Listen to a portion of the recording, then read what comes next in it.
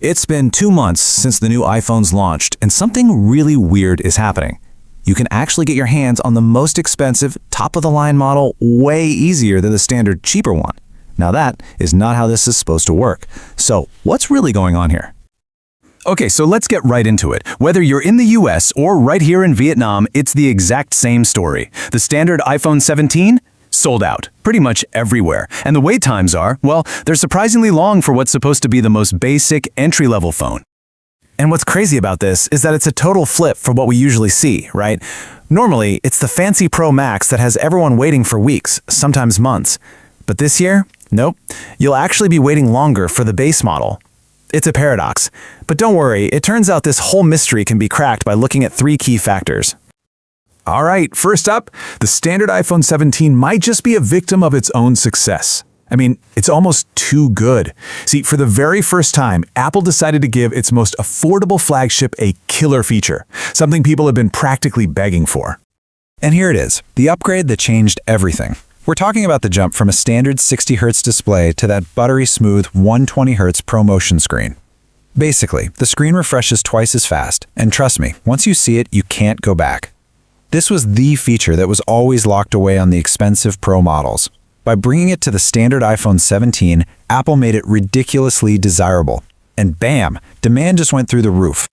Okay, so that's clue number 1. Now for clue number 2, and this is where things get even more interesting.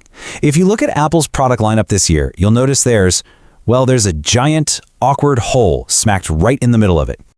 Think back to last year. The lineup was so simple. Right? It was like a ladder. You had your base model, then for a bit more money you could get the Plus, then the Pro, then the Pro Max. Each step up was a pretty predictable, easy-to-swallow price jump. It made sense. You had clear choices.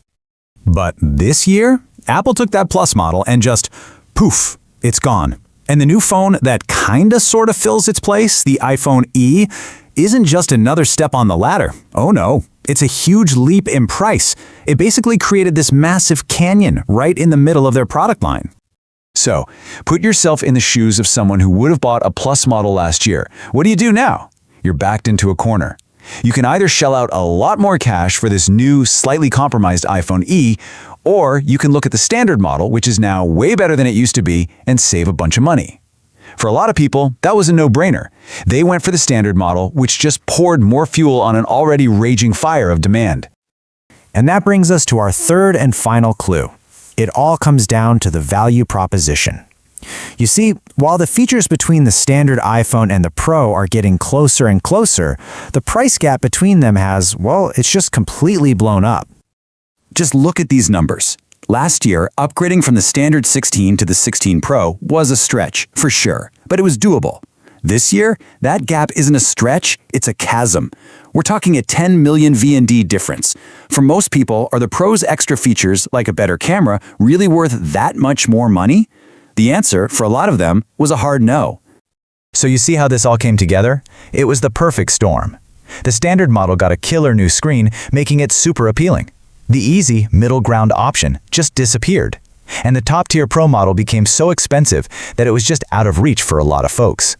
No matter which way you looked at it, all roads led right back to the standard iPhone 17. Okay, so we've got the why. The story makes sense. But is there any hard data to back this up? Actual proof of this crazy demand? And the million-dollar question, when can you actually buy one? Well, here you go. This is the smoking gun. This single number from market researchers tells the whole story. It represents a huge shift in how people are buying their iPhones this year.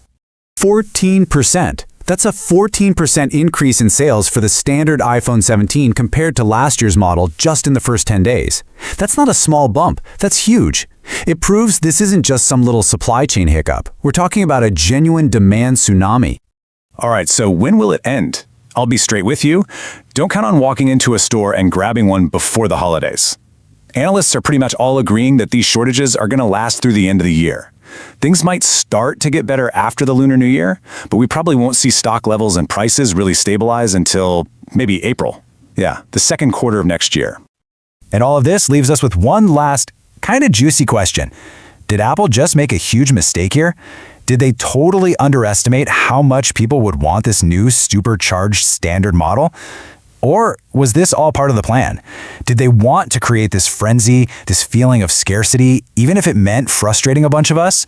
A brilliant mistake or a calculated risk? What do you think? If you enjoy this video, please like, share, subscribe and hit the bell to the latest update from my channel. Thank you for watching till the end and see you in the next video.